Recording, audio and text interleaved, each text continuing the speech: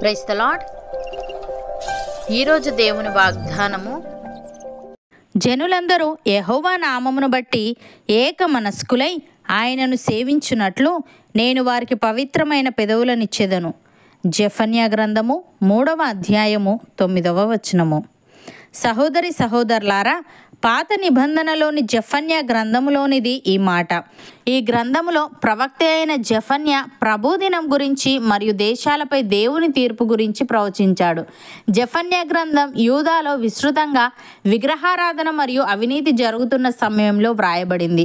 జెఫన్యా సందేశం ప్రజలను దేవుని వైపుకు తిరిగి పిలవడానికి మరియు వారి పాపం యొక్క పరిణామాల గురించి వారిని హెచ్చరించడానికి ఉద్దేశించబడింది.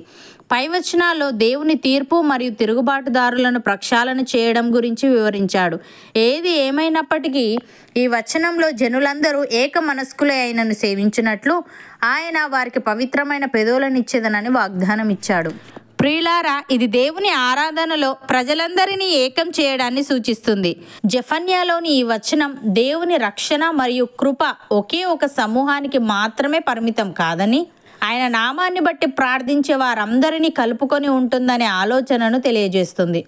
ఇది పాపం పట్ల దేవుని నీతియుక్తమైన కోపం మధ్యలో కూడా దేవుని ప్రేమ మరియు కృప గురించి వివరిస్తుంది. భక్తుడు ఈ విధంగా అంటున్నాడు, నేను చెప్పునదేమనగా, పితరులకు చేయబడిన వాగ్దానముల విషయములో దేవుడు సత్యవంతుడని స్థాపించుటకును, అన్యజనులు ఆయన కనికరమును గూర్చి దేవుని మహిమపరచుటకును క్రీస్తు సున్నతి గల వారికి పరిచారకుడాయను. అందు విషయమై ఈ హేతువు చేతను అన్యజనులలో నేను నిన్ను స్తుతింతును, నీ నామ సంకీర్తనము చేయుదును అని వ్రాయబడి ఉన్నది.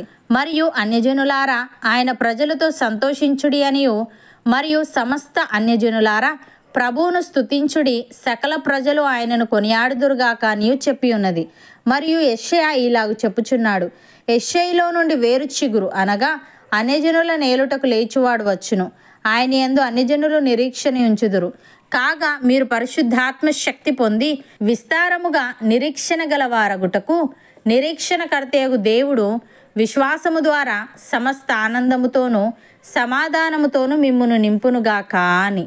ప్రియులారా, మీరు క్షయబీజం నుండి కాక శాశ్వతముగు జీవము గల దేవుని వాక్యమూలముగా అక్షయ బీజము నుండి పుట్టింపబడిన వారు గనుక నిష్కపటమైన సహోదర ప్రేమ కలుగునట్లు మీరు సత్యమునకు విధేయులవుట చేత మీ మనస్సులను పవిత్రపరచుకొనిన వారయుండి ఒకరినొకడు హృదయపూర్వకముగాను మిక్కటముగాను ప్రేమించుడి.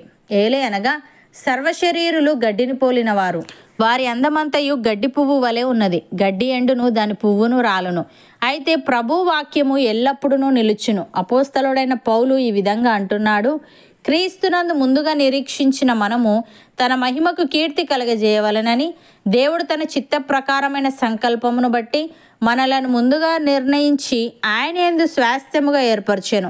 ఆయన తన చిత్తానుసారముగా చేసిన నిర్ణయము చొప్పున సమస్త కార్యములను జరిగించుచున్నాడు. మీరును సత్యవాక్యమును అనగా మీ రక్షణ సువార్తను విని క్రీస్తునందు విశ్వాసముంచి వాగ్దానం చేయబడిన ఆత్మచేత ముద్రింపబడితిరి. దేవుని మహిమకు కీర్తి కలుగుటకై ఆయన సంపాదించుకొనిన ప్రజలకు విమోచనము కలుగు నిమిత్తము ఈ ఆత్మ మన స్వాస్థ్యమునకు సంచకరువుగా ఉన్నాడు అని. సహోదరి సహోదరులారా, మిమ్మల్ని పిలిచిన పిలుపును చూడుడి. మీరు లోకరీతిని జ్ఞానులైనను ఘనులైనను గొప్ప వంశము వారైనను అనేకులు పిలువబడలేదు గాని ఏ శరీరియు దేవుని ఎదుట అతిశయింపకుండునట్లు జ్ఞానులను సిగ్గుపరచుటకు లోకములో నుండి వెర్రివారిని దేవుడు ఏర్పరచుకొని ఉన్నాడు. బలవంతులైన వారిని సిగ్గుపరచుటకు లోకములో బలహీనులైన వారిని దేవుడు ఏర్పరచుకొని ఉన్నాడు. ఎన్నికైన వారిని వ్యర్థము చేయుటకు లోకములో నీచులైన వారిని, తృణీకరింపబడిన వారిని, ఎన్నికలేని వారిని దేవుడు ఏర్పరచుకొని ఉన్నాడు. అయితే ఆయన మూలముగా మీరు క్రీస్తు యేసునందున్నారు. అతిశయించువాడు ప్రభునందే అతిశయింపవలెను అని వ్రాయబడినది నెరవేరునట్లు దేవుని మూలముగా ఆయన మనకు జ్ఞానమును, నీతియు, పరిశుద్ధతయు, విమోచనము నాయను. అవును అన్నవారు నాతో పాటు ప్రార్థనలో ఏకీభవించండి. పరిశుద్ధుడా, ప్రేమగల తండ్రి, జనులందరూ నీ నామమును బట్టి ఏక మనస్కులై నిన్ను సేవించున్నట్లు నీవు వారికి పవిత్రమైన పెదవులనిచ్చేదనని, ఇది నిన్ను ఆరాధించడంలో జనులందరినీ ఏకం చేయడాన్ని సూచిస్తుందని నీవు తెలియజేశావు. తండ్రి, నీకు స్తుతులు.